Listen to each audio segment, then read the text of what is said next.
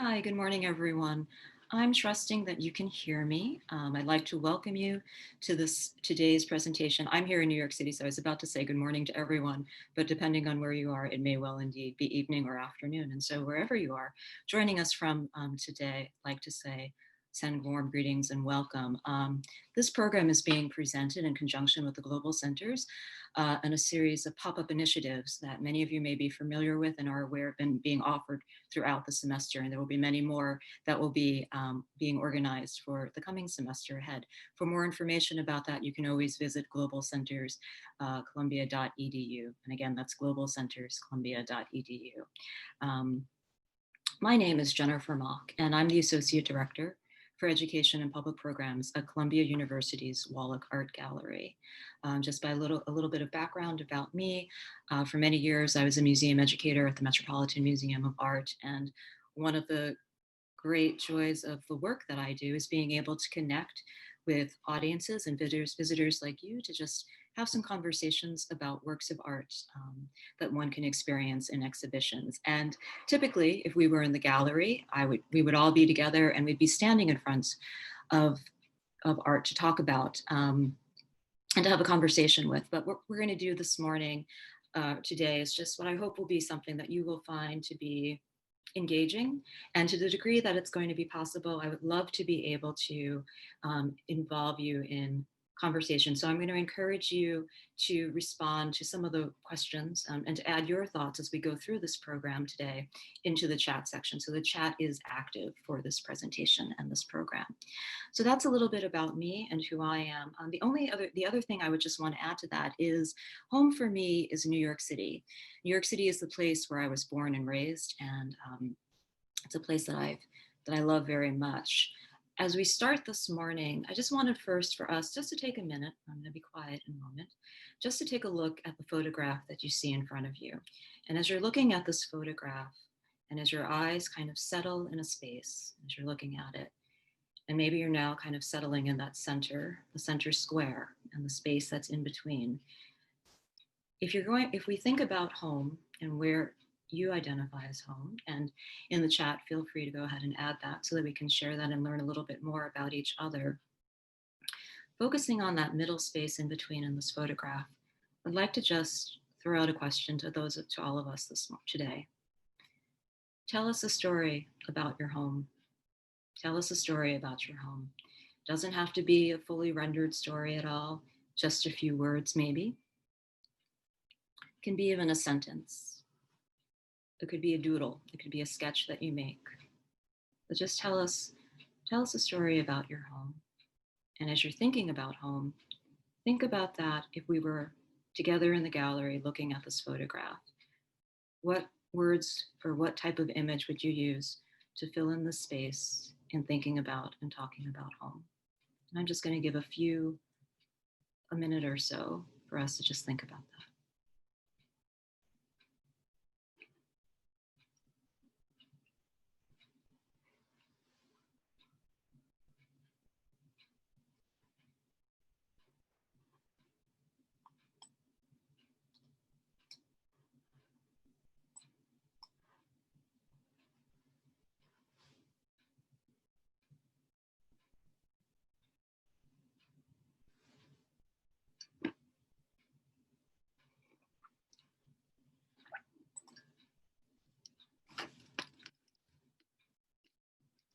I'm just going to right now type this into the chat.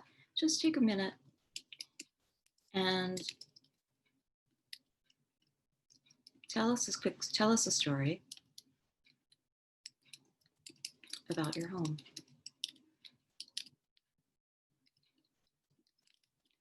Or to put it another way, where is home for you and why?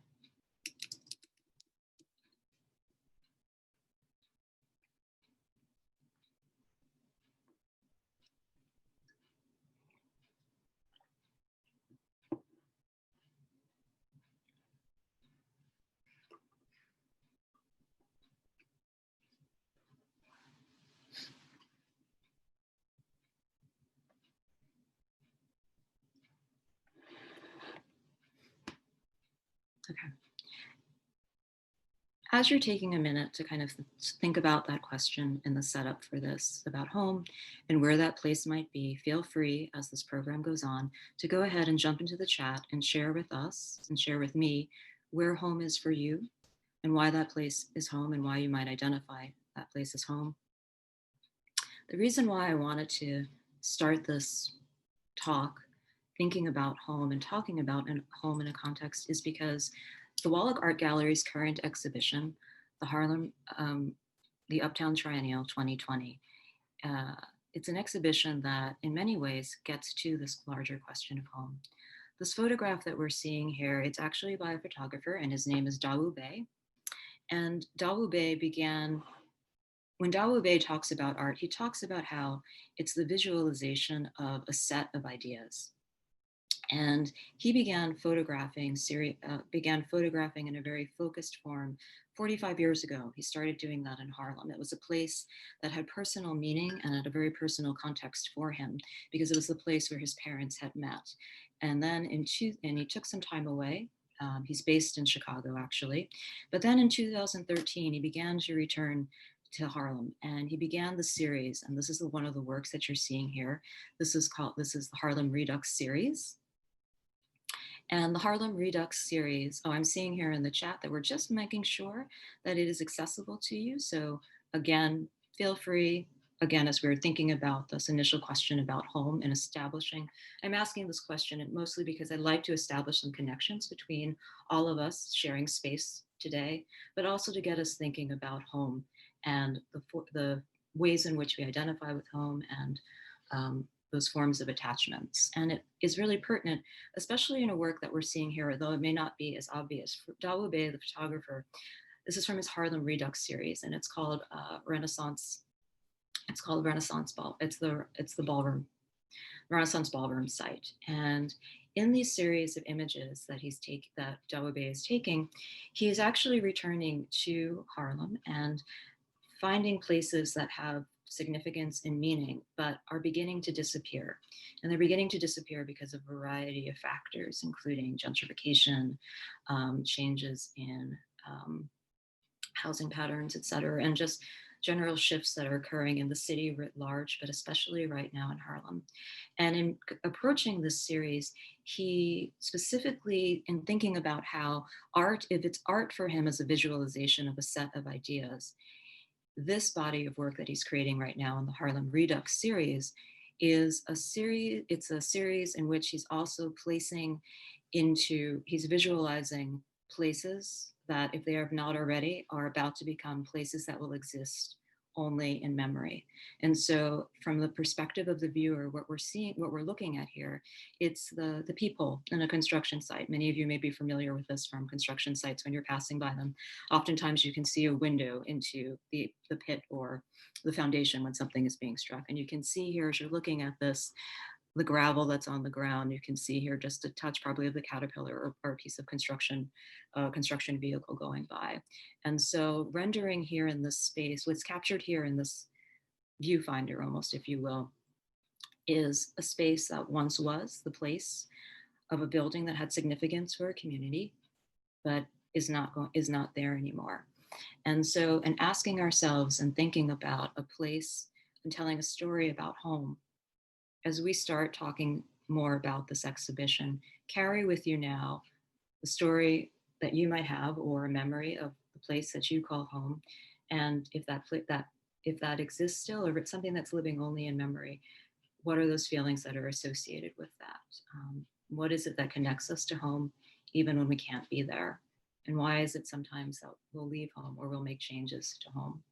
And what kind of role do we have in that? All of those questions that I've just kind of placed out right now, these are all questions that you're going to see in one way or another, in direct and indirect ways, can shape the experience that we'll be seeing some of the works that are in the exhibition. So again, and the photograph that we just saw, these are the other two. All of these works that I'm referencing at this point are in the Uptown Triennial exhibition at Columbia's Wallach Art Gallery.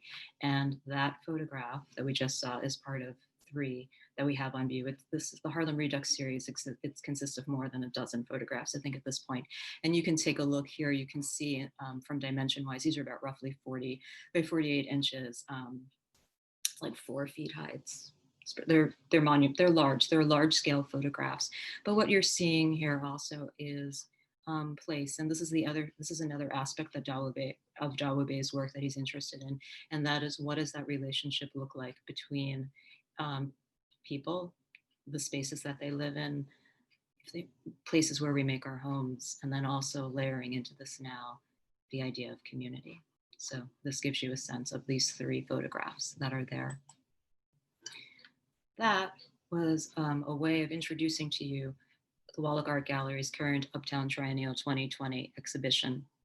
In 2017, the Wallach had its first triennial presentation. And for that first Uptown Triennial back in 2017, it highlighted artists who were living, working, making their home north of 96th Street. And that was a really key piece of it. This was when the Wallach Art Gallery, which was founded in 1986, it made its move from the Morningside campus to the Manhattanville campus, which is located on 125th Street. And it is about a 10-minute walk, if you will, just up Broadway. The gallery made the move to this new space, and the triennial exhibition was the first exhibition to open the space after the MFA Visual Arts show from that spring. For this iteration of the triennial in 2020, we are again returning and presenting the work. And as you can see in the list, we have upwards of 24 contemporary artists, many of whom live in Harlem or Upper Manhattan, and or in some way or another their work has a very strong affinity with the Harlem Renaissance. And I introduce now into this presentation the Harlem Renaissance because right now we find ourselves in the midst of the centennial span of years of this very important moment in American history. The Harlem Renaissance was a defining movement in American modernism. So when we're talking about American art, and also Black history, the dialogue that we have going on in the gallery between historical works and contemporary works, it's a purposeful one because we are observing the centennial span of years. But for the program today, my goal is not to take you through a walk piece by piece by piece through the show.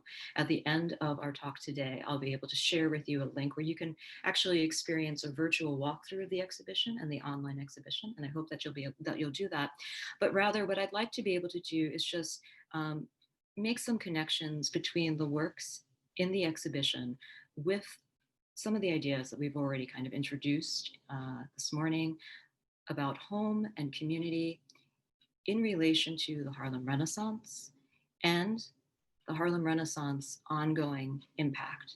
The Harlem Renaissance, I've been working on another project that's relating to the Harlem Renaissance. And there was something that came up in a conversation. And I had a colleague who's very strident in saying, nope, the Harlem Renaissance comes to an end with the stock market crash in 1929. And another voice in the room said, I disagree. And I said, why do you disagree with that? And I think in many ways it was recognizing for myself how I had come to learn about the Harlem Renaissance. It was always kind of bookended. It begins roughly around 1918, 1917, when World War I is coming to an end. And it comes to the Harlem Renaissance, the full flowering occurs, and it ends about 1929, 1930. And the colleague said, no, and this is why I disagree, Jennifer. I disagree because the Harlem Renaissance never really came to an end. It's always been alive, and its ideas and how it manifests itself, it's less obvious sometimes, but the ideas that formed the Harlem Renaissance, what it represents, they've always been present from 1929 onwards to today. And so I'm sharing that with you because I hope that we'll be able to perhaps see ways in which it's possible to see that in ways that are not as obvious. So we are working with the chat. If you are also comfortable, perhaps you're more used to asking questions. You can also do that for the questions, and I know that will be pushed to me by the moderator, I believe. I will just say I'm going to save some time at the end for questions, so I'm going to kind of walk through this, but do send questions and I'll come to those. And there'll be another call out that I'll be doing just to involve some a little bit of just activity and participation on your end for whatever that might look like in this virtual environment. So that is the Uptown Triennial in a nutshell. The first piece that I wanted to just start us off with is, this is a book that it's James Well Johnson's God's Trombones, 7 Negro Sermons in Verse. And in the exhibition, edition of this book is represented. And the reason I just wanted to start with this piece to ground us and to introduce us to the Harlem Renaissance is because initially, and really the main thrust of the Harlem Renaissance is literature and poetry. Literature and poetry form the foundation of the Harlem Renaissance. And in setting this foundation and setting this base from which to build, there was a very deliberate interpretation of literary works by visual artists. So visual artists looking to literature and providing visual responses to the literature. And you can see this manifested in this book. James Weldon Johnson was a Black intellectual and a writer. He also was a poet. And he was very much interested in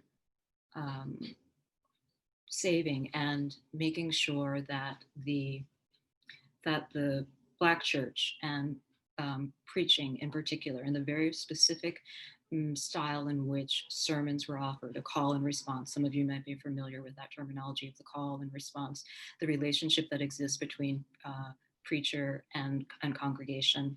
He wanted to be able to make sure that was captured and memorialized, and that it wouldn't be lost, especially in a moment when there were forces of change that were occurring within America and within the Black community as a result of the Great Migration. I'll talk a little bit in more detail about the Great Migration in a couple of works, but I just wanted to first set the stage for for the significance on a book of sermons that we're seeing over here. And so James Weldon Johnson set about creating verse that was based on sermons and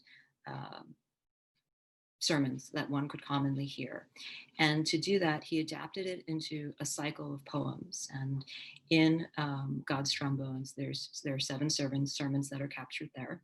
And he paired them with illustrations. He paired them with illustrations by the artist Aaron Douglas. And so what you're seeing here, the spread that we're seeing, it's from The Prodigal Son. And this is the work of Aaron Douglas. And you can, taking a look at that, the prodigal son, so the son who wanders, sees the larger temptations of the world and falls astray, if you will, falls away from faith. What are some of those temptations? And you can see here in how Aaron Douglas has approached taking this. We see the currency, a dollar bill sign over here, cards. Are there dice? I believe, I always think of this as dice. You can see this here in the corner. There's dancing. We see the trombones. The trombones will be a motif when you flip through the book. We have the book actually online in a flippable format, so it's something that you can engage with as well. And you can see here, so visualizing and looking to that, the illustration. But what's also really key to take note on is from the perspective of the visual artist Aaron Douglas. And I'm really, as I'm talking about these, especially with the historical pieces, I'll be coming back and largely focusing commentary on the visual arts aspect, because it's the relationship to the Wallach Art Gallery and kind of situating this discussion about, or this consideration of the Harlem Renaissance, presenting it in visual terms. And so acknowledging and understanding that literature, poetry, commentary, articles, and writing creates that initial community, if you will, like coming together to share ideas, but that community of thinkers, of writers, of intellectuals was broadened. It was broadened. It would include poets. It would include musicians. It would include composers. It would include visual artists. So as you can see here, so you can see that there's the semi-abstracted forms of 3 figures that you can see, and you can see that they're largely created in profile, and the treatment of, there's not really visual figures, facial features that are being shown here. And in many ways, this might make you think about ancient Egyptian hieroglyphs. And it is specific. Aaron Douglas was actually, he was looking to ancient Egyptian art sources and to hieroglyphs. He was also looking at American modernism and the flattening of form. So we'll talk about that a little whiles later. But that purposeful kind of visual representation, visual citation that you see hearkening back to ancient Egypt and hieroglyphs also tells us something more. And it tells us that Aaron Douglas and other artists of that time, they were looking to Elaine Locke. And Elaine Locke, who was the editor of the New Negro. And what you're seeing here, this is the dust jacket from the New Negro. It was a compendium. It was a book, a series of essays. Elaine Locke wrote the introduction to it, and there were a number of other essays. County Cullen also contributed to, provides a postcard, if you will, of Harlem at that time, and other authors contribute different perspectives on creativity in Harlem and the New Negro in relation to what does it mean to be Black, and what does it mean to be able to take agency over representation, to actively use one's voice to determine and to shape how one is presented, which is something that cannot be emphasized enough, because it really is it's a linchpin of the Harlem Renaissance. It's self-determination, self-representation, and representation in that. But for Elaine Locke in the New Negro, it was first published in 1925, and in it, it expanded on a series of writings that had first appeared in the National Urban League's Opportunity magazine. And the essays that Elaine Locke first wrote to begin to, you can, in those essays, if you have the chance to read them, you can see him kind of lifetime working through his ideas and thinking about who is the New Negro? What does that mean? And in working through these answers, he was also traveling a great deal. He traveled to Europe, stayed on the continent for a sustained amount of time, but he also went to Africa, and he made his first visit to Africa in December of 1923. And specifically, we know that he spent a fair amount of time in Egypt. And it was in Egypt that Elaine Locke found a literate, ordered African tradition, something that he had been looking for, that could. Why was he looking for that? He was looking for that because he wanted to be able to refute the claims that the West had a monopoly on civilization. That is, that Africa didn't have a civilization. He was looking for something to refute that. And in Egypt, he found this. And so that it was there that became the turning point for him. And in that visit, he settled on a view that, quote, the American Negro is in a real sense the true Pan-African. This discovery formed the premise for Elaine Locke's future writings moving forward, and the encouragement that he would provide to Blacks in America to identify with Africa. So we see here Africa being inserted into the discussion about Black identity in America and making that connection. So looking to finding a way to see beyond the history of enslavement, but also to recognize the significance of Africa and the connectedness to that place. So with this foundation established, Elaine Locke, he then began to focus, and forgive me my voice, on the potential of art and culture to revolutionize what it meant to be Negro, what it meant to be Black, and what it meant to be an American. So we're seeing here now identity, a Black identity, and also to be American. Could those two, how to conjoin those two? There would be internal discussions that no, you can't, but there would be others who disagree. But it was in this environment, if you will, that discussions like this could happen. But Elaine Locke's New Negro really formed the basis for which so much of this discussion occurred. In the Wallach's exhibition and online in the virtual exhibition, there is a flippable copy of the New Negro. This is an example of a first edition. And we actually, and the interesting thing about this is we found this copy that we have on view in the gallery. It was actually still in circulation in Columbia's library. The first edition for the New Negro was published in 1925, and the way in which you can always determine that it is a first edition is because the first edition of the book was the only one that included color prints. All subsequent editions, so the one that we just saw before, the 1927, what you would have seen inside of this would have been the graphic, the border design work that you see there. That was made by Aaron Douglas, and who illustrated also James Walden Johnson's God's Trombone. So the image that we had seen just a few back, he was responsible for that. But Weinhold Reis did the color illustrations for it. He was actually one of the artists who was who taught Aaron Douglas. So there's a whole relationship that exists, starting to create now a community of artists that you can see there. He was a German immigrant, Weinhold Reis, but in this first edition that you can see here with the color print, visitors will often comment upon the Black Madonna and Child. And I had a visitor recently who actually had commented about the contemporary representation in that time, of course, from 1925, but the power of being able to see that as a Black woman and a Black child.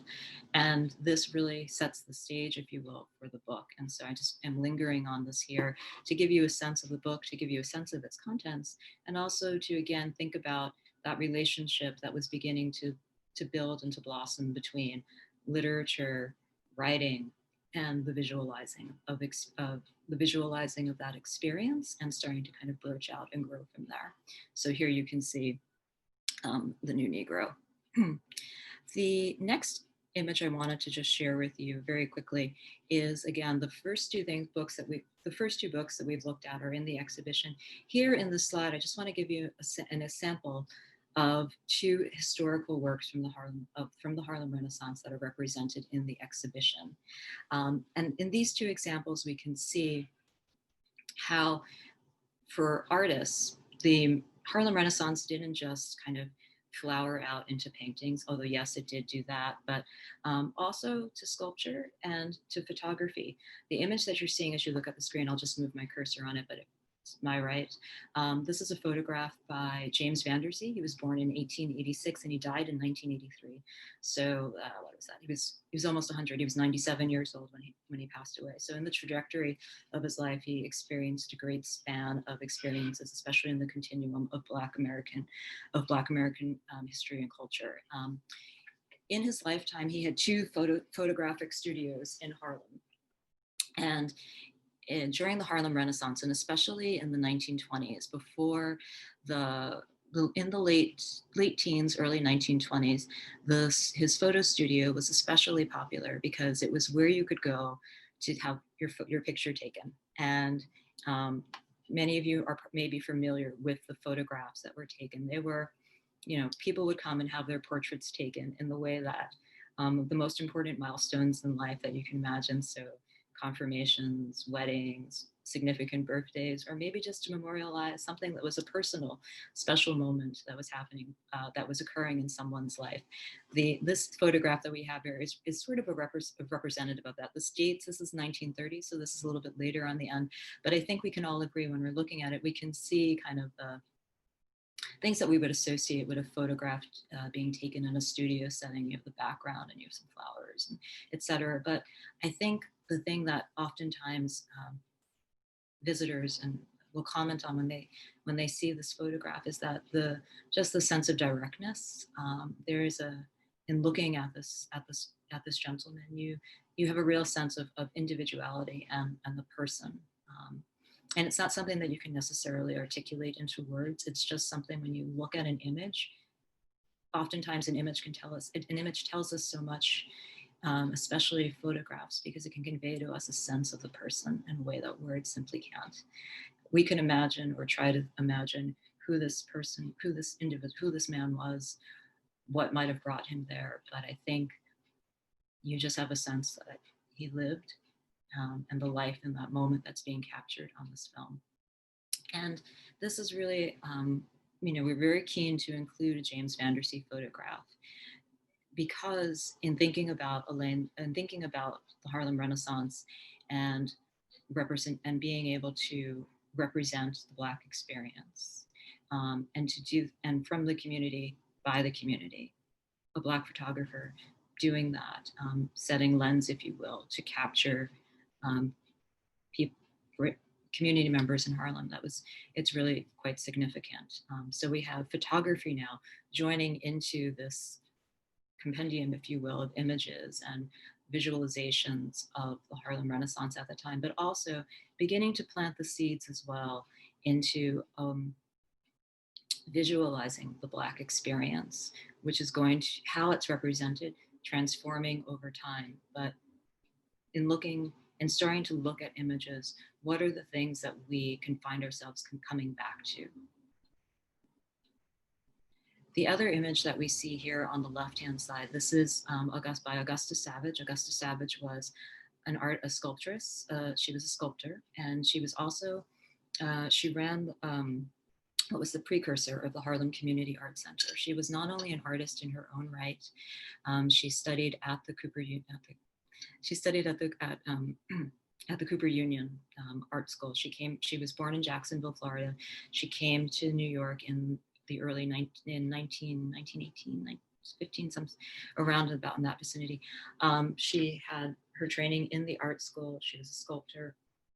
And the work that you're seeing here is Lift Every Voice and Sing. Some of you may be familiar with the title of the work, Lift Every Voice and Sing. It takes its title from the Black National Anthem, which was also co-written by James Walden Johnson. Augusta Savage, the artist, was very good friends with James Walden Johnson. And I share that to, again, begin to create, if you will, threads of connectivity between creative individuals within the framework of the Harlem Renaissance, and for many artists, writers, et cetera, who were living and working in Harlem as well.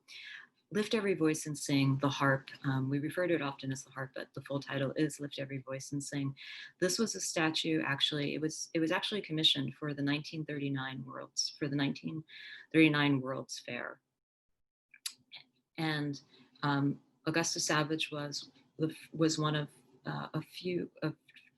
three women who were actually commissioned to make large public works of art. She was the only Black woman to be commissioned, to receive a commission to do so. And so what you're seeing here in this maquette, which is roughly 10 inches high, and for those of you, I'm not very good with metrics, but what you lose, I find, with Zoom presentations and in PowerPoint is that you lose a sense of scale. But just to kind of give you a sense, I just happen to have a ruler with me. 10 inches, so this is about how high it is, the height of that statue. So this is pretty small, so about yay high. And it's a maquette. It was a study. The sculpture itself was over 10 feet high, I believe, or it was over 7 feet high. It was presented on the World's Fair, on the New York World's Fair's grounds, which is out in Flushing, Queens. So when you're studying at Columbia, it's where the US Open takes place now. It's in that vicinity. This maquette, the small study that you're seeing here, was a larger than life statue. It took its name from the Black National Anthem, Lift Every Voice and Sing. And for this piece, what Augusta Savage chose to do was she chose to represent, it's the form of the harp. You can see the arm that is here and the palm that is supporting the choir of singers who she described as being youth. Each of the faces are individualized. If you could see the detail, and you can see they're kind of in alternating form. So depending upon which side of the sculpture you would be looking at, you'd be seeing the heads this way, this, such, and that, lifting their voice to sing. The palm that was there, she describes as the palm of God.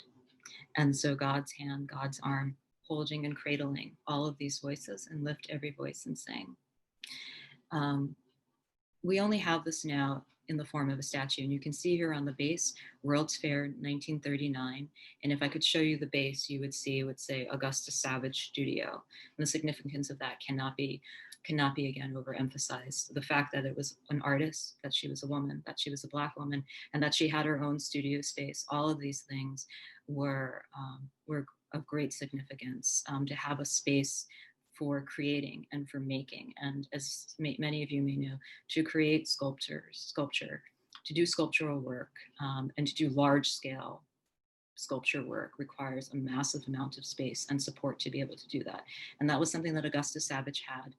The statue was made for the World's Fair, but she wasn't able to raise enough of the funds to be able to permanently have it cast in bronze. And so at the end of the World's Fair, the statue, the harp, it was destroyed. And today, we know it only through these maquettes or these small studies that were sold. They were sold at the World's Fair in the hopes of being able to raise funds. Augusta Savage also had gone to Chicago to speak.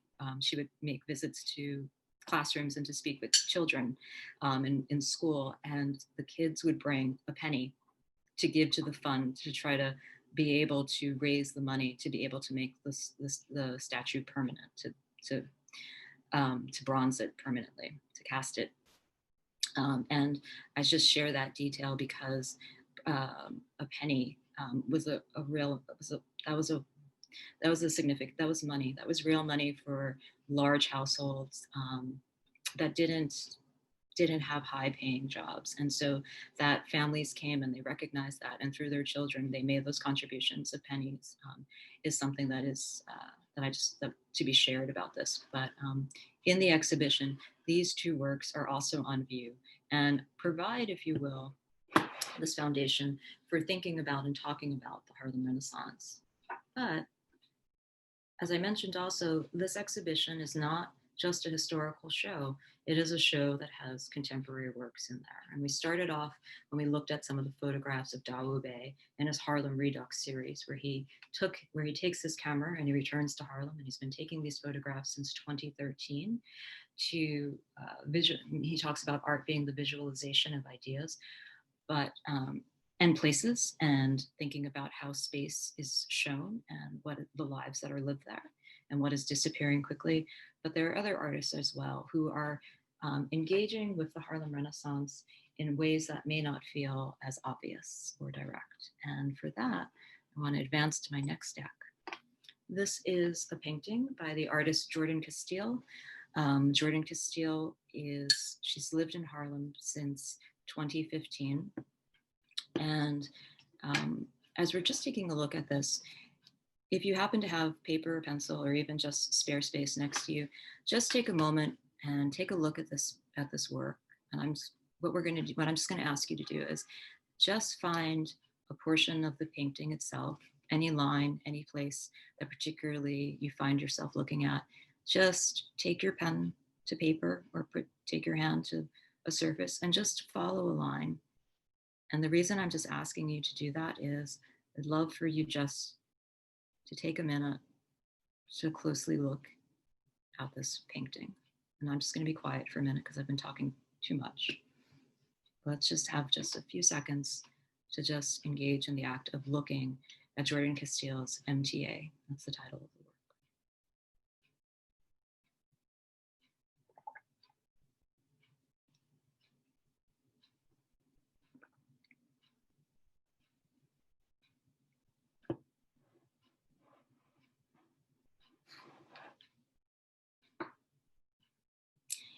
If you did take the time, and maybe if you are still doing this and you're taking that time to just make that line to kind of see what and where your hand and eye is taking you with this, you might be familiar with this. It's blind contour drawing. It's an opportunity to often reset the eye and the hand and the act of looking. It's also a way in which to be able to access how line can be used to convey emotion. Oftentimes, when you turn back and you look at it, the shape that you have created, this is a really poor example of that, but you can see it over there. I was kind of drawn to the baseball cap, thinking of, always makes me think about the New York Yankees when I see that cap, even though you can't see the logo on it, and it's purposeful. But the shape that you create oftentimes has great meaning to you because you know what you were looking at, and so it's easier to read that. But in doing that also, the reason why I always just try to incorporate this exercise into talking about works is because it's a way to be able to really look and see more closely into what it is that you are looking at in the work. If we were all together in person, I would ask you simply, what are some of the things that you notice about this painting? What are the details that capture your eye? Where do you find your attention being drawn? I'm going to split these out rhetorically. You can answer them in your mind or on your own, etc. Or if you want to put them into the chat, you're welcome to do that. As you're looking at kind of where your eye is drawn and where you find yourself focusing, it's interesting to think about how the image itself is constructed. In many ways, it makes me think about how when you're capturing an image on your phone, you're framing it, and it's that quick kind of snap and click, and it's this moment that it's only right there, and then it's so quick and it passes like that. You're noticing how the image itself, the crop that occurs, how the knee is suggested over here, the back is not fully seen, the window of which, the subway car.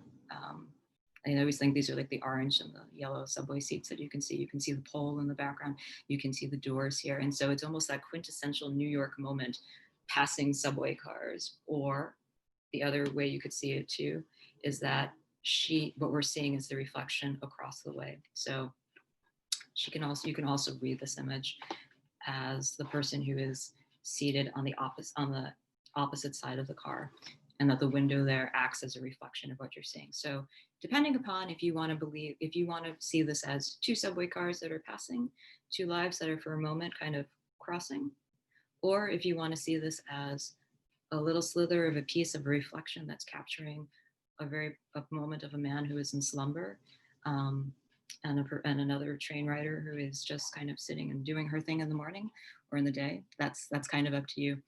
But this crop is really what kind of gives this energy, that sort of energy. And for Jordan Castille, it was something she's done a whole series actually, and she calls it her subway paintings. And the subway has, I think, historically, endlessly, when you come to New York, you'll know this, and you've already been to New York, so you already know this, and you, in all likelihood, probably ride public transportation where you are. You know that public transportation, any form of transportation, can find endless forms of just people watching, sharing space with humanity, and seeing how people go about their everyday life, and how we do that in a very public space. But at the same time, we only can know our own selves and what is going on inside ourselves that is contained within. And so the sense of the individual within a larger public space and making your way through that. And in these series of paintings that Jordan Castille has made of the subway, I think this one in particular really gives you a real kind of snapshot into that. And thinking about, as you know, the focal point it's the MTA worker. It's the Black MTA worker who you see here, who's captured in a moment of slumber. Maybe it's actually not slumber. Sometimes, New Yorkers pretend we're asleep on the train, but we're actually awake. We're just watching everybody else because we just don't bother me, Or maybe this is an honest to goodness moment of just catching a quick cat eye nap, just because you need that recharge. That subway can provide you that. Whatever moment of repose or reflection this man finds himself in, he's also the subject of this painting. And this more time that you spend with this work, the more time that I spend looking at this work, I see the technique with which Jordan Castille builds her paintings. I'm focusing here with my mouse on how paint is being used to create the facial features, to build the sense of figuration that's there. After all, what is painting? But it's the application of pigment to surface, but it's how it's done. It's the mastery of that, is how it creates the composite of an individual, a figure, if you will. Some of you may see in this work references to Faith Ringgold or to Alice Neel, who is also known, an American painter who's also known for portraits or paintings of people that have a strong psychological presence, a sense of the personhood that is there. And I think that really encapsulates what you're seeing, what you can see here. It's a person who is just having this moment, is the subject of a painting, but there is a sense of humanity, presence, and individuality and dignity that's there. And for Jordan Castille, she talks a lot about that her strong interest in capturing and representing the inner life of a subject. She has a series of paintings also that specifically explore Harlem and people that she has met there who sit for her for formal portraits. This is not a formal portrait. This is coming more from vignettes, if you will, from riding the subway. But even though it's not a formal portrait, it adds to what does it mean, what, the freedom that we have to simply be ourselves, the awareness that we have or may not have of ourselves, and how does this kind of add to, in the context of thinking about this trajectory of the Harlem Renaissance, how an image like this can only be begat or can only come from and result because of the Harlem Renaissance, and laying that foundation, giving the tools for artists to be able to connect to each other, to create communities, to talk about the Black experience, Black life, the visualization of that, and then expanding that and blowing that open so that you can have different types of images. It's not just one. There's not just the essential. It's not an essentializing of or a singular representation. It's going for different ways in which to depict being made by Black artists. And in looking at this painting, I just want to pair it side by side. Again, the James Van Der See photograph representing kind of, if you will, one end of a spectrum, one end of a pendulum, and then kind of pushing forward into time being now. The series, this is to move to 2015, it's about 2018. 2018 or so, the MTA, the Harlem, the subway series being made. So kind of just seeing here, this is again just an example of. You'll find in the exhibition many other representations, many different ways of visualizing the Black cultural experience. But I place this here as a set of, there's a poignancy to it, but I think there's also, this is incredibly powerful to be able to have vested in an image a sense of individual and self that is there. So.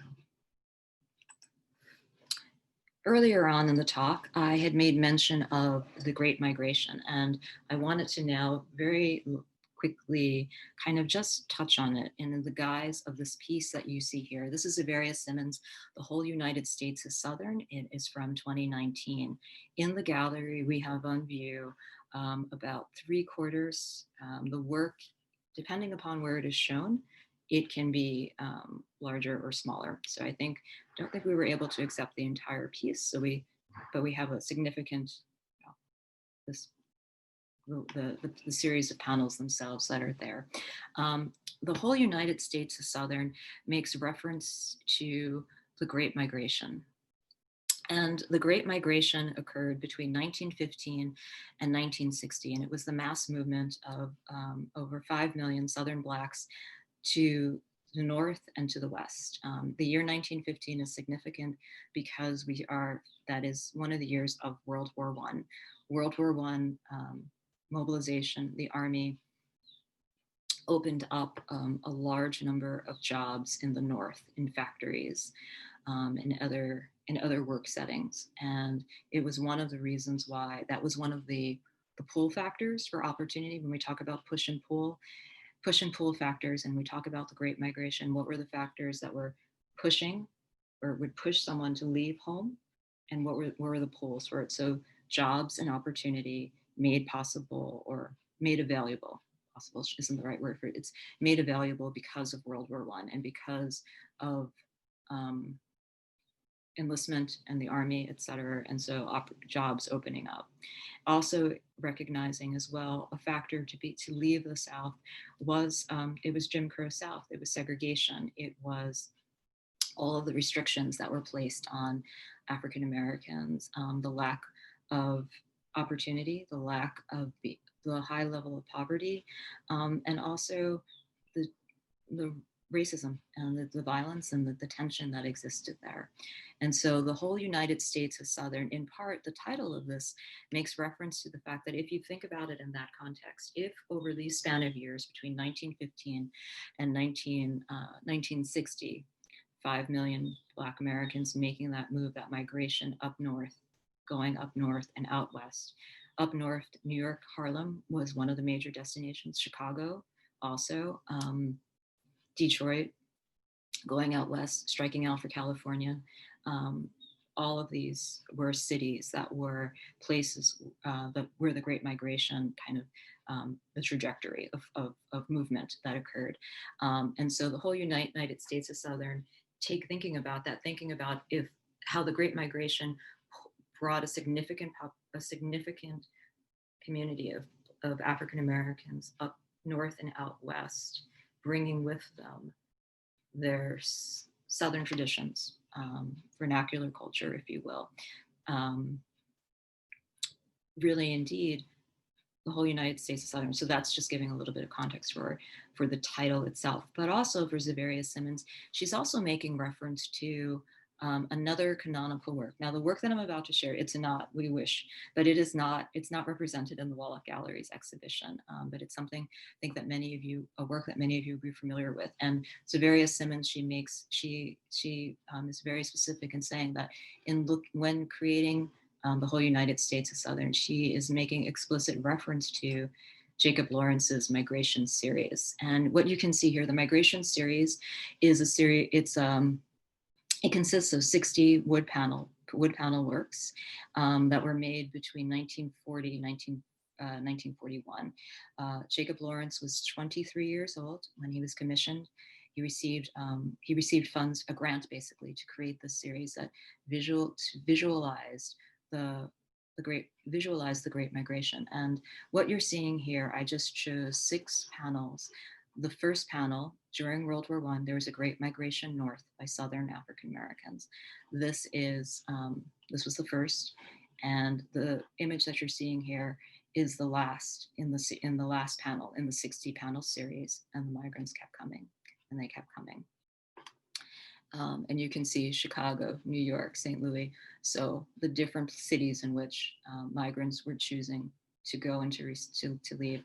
In the series of 60 panels, he visualizes why were some of the reasons. So here, oftentimes, well, first, what is he referencing here? He's referencing field work, cotton fields, tobacco fields in the South, which were provided many of the jobs for Black Americans, and sharecropping, essentially.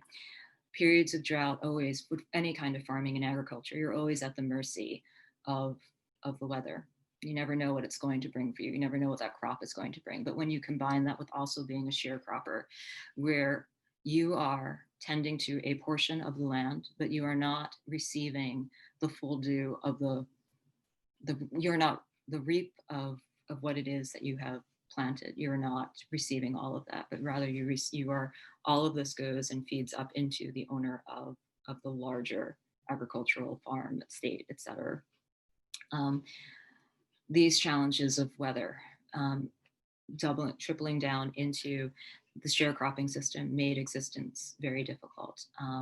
So you can see that here. And you can also see Jacob Lawrence. You can see also visually what he's looking at in terms of, earlier I had made mention of American modernism, flattening of the surface for sure, but also the abstraction that's occurring. Some of you might be familiar with artists like Arthur Dove, who was an American modernist. We know that Jacob Lawrence, he was born in Atlantic City. When he was 13, he moved with his mother and his sister to Harlem. And he came of age in Harlem. He studied at the Harlem Community Arts Center. He was a student of Augusta Savage. He came of age amongst a community of Black visual artists. So he knew Norman Lewis. It's significant. He met his wife, Gwendolyn Brooks, also at the Harlem Community Arts Center. They were also on the Federal Art Project together, which was publicly funded arts during the Great Depression, where in America, basically the government put artists on the payroll to create work, to create public works, et cetera. And in doing so, created, again, reinforcing community. Community can't be overemphasized in its significance for artists and what is needed there. But the reason I just wanted to take a minute, coming back to the image that you can see here, is because Jacob Lawrence was formed as an artist in Harlem. He had that circle and that network. He's also in New York. He also lived in New York City. And within that circle, he would go to places like This American Place, so Alfred Stieglitz's gallery, Edith Halpern's gallery as well. And that's where he could see American modernism. So I'm placing this out there to think about Jacob Lawrence, not only in the context of how it's the visualization of a specific moment in American history and in Black history and in Black culture as well, but also how his work is also in the continuum of American modernism, American art, and let's face it, within the continuum of art history itself, writ large, and the canon itself. So you can see that there. In this example, you can see Keyes giving visualization to opportunities that were there especially for families with children, access to education, something that was not easily and readily available to sharecropper families. And then again, kind of looking at places of employment that could be found. So the laying of railroad tracks. So that was one. Also factory work. And I think in this image too, you can see, I see a little bit of Charles Shaler and the industry and looking at factory settings and abstracting that and the dynamism of that. You can clearly see, I think these three images in particular, you can see that where Jacob Lawrence is looking, but he's also he's familiar with Aaron Douglas. He's definitely familiar with Aaron Douglas. Look at the silhouetting that's going on here. Look at the flattening and the profile of the profiles and features that are being used. You can see that lineage of going back to Elaine Locke. And it all makes sense because, Aaron Douglas was working in New York. They were all traveling in the same circles. You're seeing all of this into community. And then here in the last painting, again, how the migrants continuing to come north. But when you're looking at this collectively, this is what Zavarius Simmons was looking at. Sampling here from these 60 panels, and he made this in an incredibly short amount of time. It was it was about a year's time. He executed them all at once. The captions, each image was accompanied by a caption, and it was the captions that were written first, and then followed by painting the work. And these are all in wood panels. They are split between the Phillips Collection, which is in Washington, D.C., and the Museum of Modern Art here in New York City. They're not always on view. It's very rare that you're actually able to see the entire series together because of their being held separately. But when you do see them, you'll also notice the colors. Typically you would see a variation because you're mixing your own paints, but the way in which he worked through this, he was working from a very large wall surface. He started all of the panels at once. The narrative that he created was then followed by setting up the individual panels and painting them all at the same time. So if he was working through something that was, say, this yellow that you're seeing here, right? You can see the touchstone here, you can see the touchstone here, you can see the touchstone there. He was going to be working from that same batch of paint, if you will, because he wanted to have that uniformity, because he was cognizant of the fact that he's telling this larger chronological story, if you will. And so kind of as a cycle, how does this all function together? So this is just a small point about formality, but it's a way to begin to introduce his use of color into this discussion. So Zavarius Simmons, well acquainted, looking to this work and taking from that and drawing from it. She spoke with us recently at the gallery, and she talked very lightly about the whole United States of Southern. But here you can see in this detail, what you're seeing is how the adaptation of some of the lines. So the left. So here you can see, I'm just going to move my little chat window. They left in the South in great numbers. They arrived in the North in great numbers, right? So this caption having been written by Jacob Lawrence, I've not found the one-to-one match on it. Zavarius Simmons talks about making reference to that narrative. And then also she herself had family members that came to Harlem as part of the Great Migration. She talks about how she kind of talking to them incorporating some of their words as well into this painting. And so, but what you can see here, they left the South in great numbers, they arrived in the North in great numbers. You can see here in large numbers, and they arrived in great numbers into Chicago. So here you can start to see the relationship that exists between the work, the whole United States of Southern, a source of inspiration, or what she is looking towards and to in a way. And when you read this, it's being read across, so the panels are being read horizontally. The other thing that she also makes reference to is how the colors of the work itself all come together, and that she's looking at the palette. So you can see here, this is the only panel that has a woman as a protagonist. She's as the center. And I didn't include the caption here, but it says something to the effect of the women were the last to come. This image is one that's very well known from this series. There are a number of reasons why, and you'll have your own reason as you take a moment to take a look at it. For myself, and I can only speak for myself in looking at it, I'm always drawn to the monumentality of this figure. Her arms in particular, the strength that is embodied there, the quiet of the image overall, but the presence of the figure. And I think in many ways that can also be connected to the larger experience of Black women migrants who came north at that time. Taking a look though also side by side, again with the whole image, you can see that color-wise, you can see the colors that she's looking for, the reference point that she's making.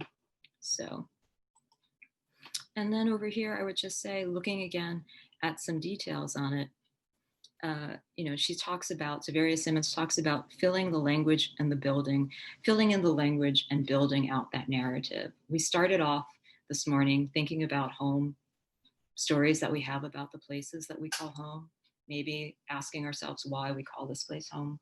We've touched on home that can be a place, but a place that can also be disappearing and not there anymore necessarily, and the ways in which we carry that place with us. And I wanted to particularly maybe land on that. Maybe it feels a little too heavy, but I was also just thinking about the audience for today's program and all of you who are choosing to come to Columbia University right now for reasons that are beyond all of our control in this moment of the pandemic. We need to stay safe, and so we have to stay where we are.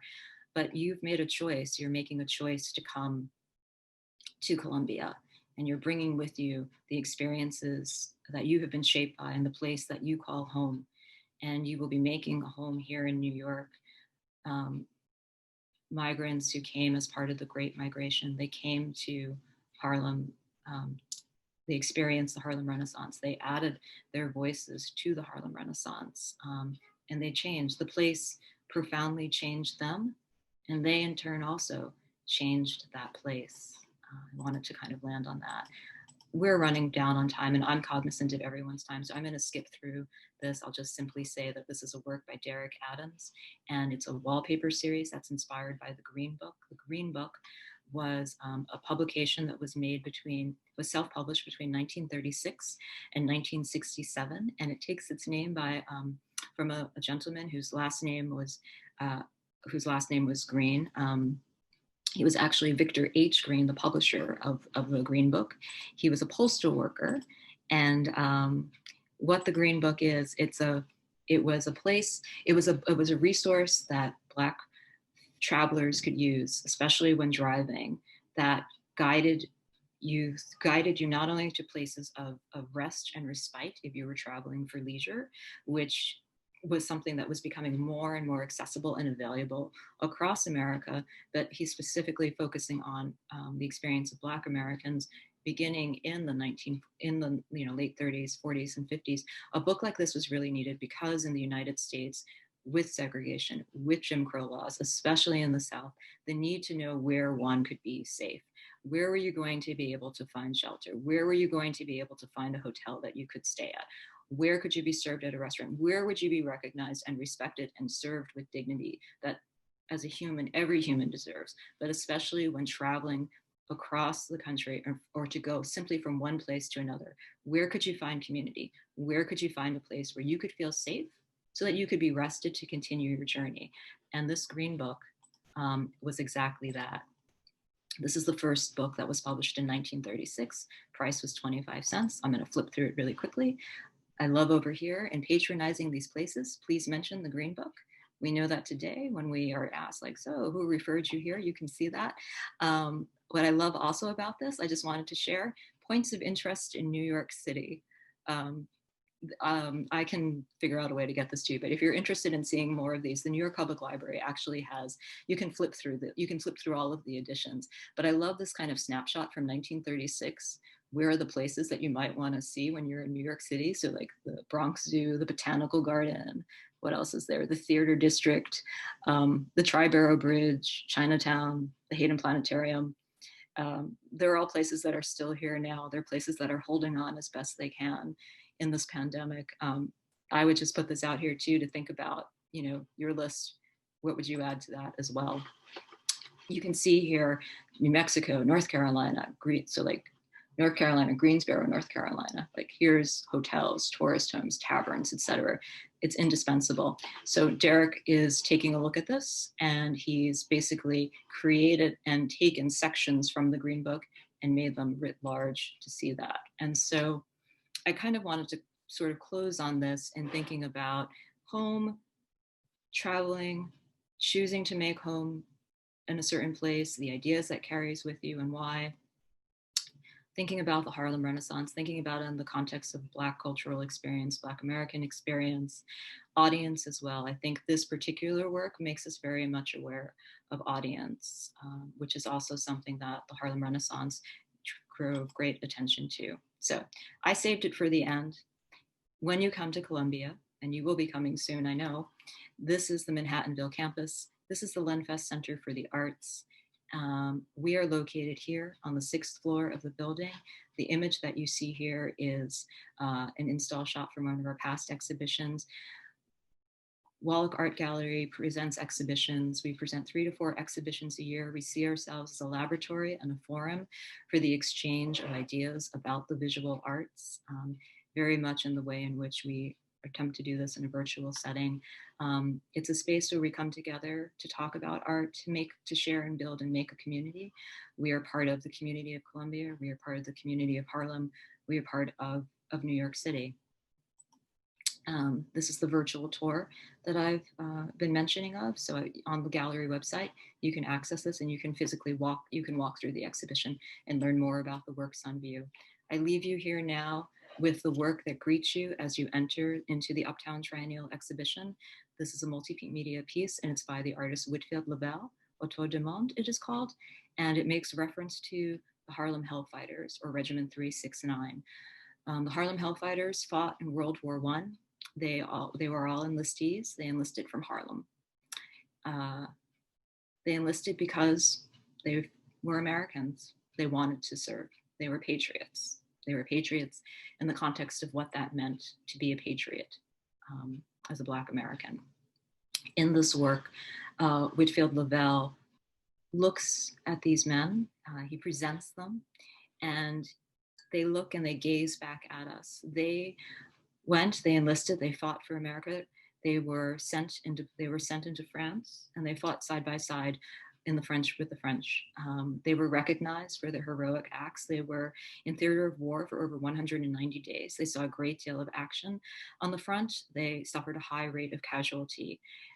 Because they fought side by side with the French when they were dispatched to the front, the French did not segregate. They fought side by side with the white French officers and enlistees that were there.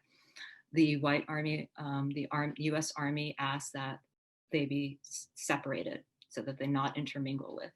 The French refused to do that. The French government would go on to recognize the Harlem Hellfighters with one of their highest military honors. They returned to New York in 1919. They returned knowing that they had left knowing that they had gone to war because of what was at stake in World War I. They fought as Americans. They saw a larger world in France, and hence the representation to the globe. It gave them a sense of the greater world. They brought that back with them, a world that could possibly be, and they wanted to do something with that experience. And they too, everyday Harlemites, just like the men that you see here from the Harlem Hellfighters, they were also part of the Harlem Renaissance. And they changed the community as they knew it, in the same way that all of us, no matter where we make our homes, no matter where we go to, in the course of our lives, we are changed by and we change the places that we live in, and we're part of a larger dialogue. So I just wanted to leave this here with the Harlem Hellfighters. This is the Uptown Triennial 2020 exhibition. It is available and accessible through our website, wallach.columbia.edu. We are also open to Columbia University students and affiliates. There's a registration system that's in place. I hope that this talk has been of interest to you. For those of you who have stayed throughout, I thank you for that, because I know that it might be evening where you are. Here, we're just coming up at 9 o'clock in the morning. So I just want to thank you, everyone, for that. Thank you so much.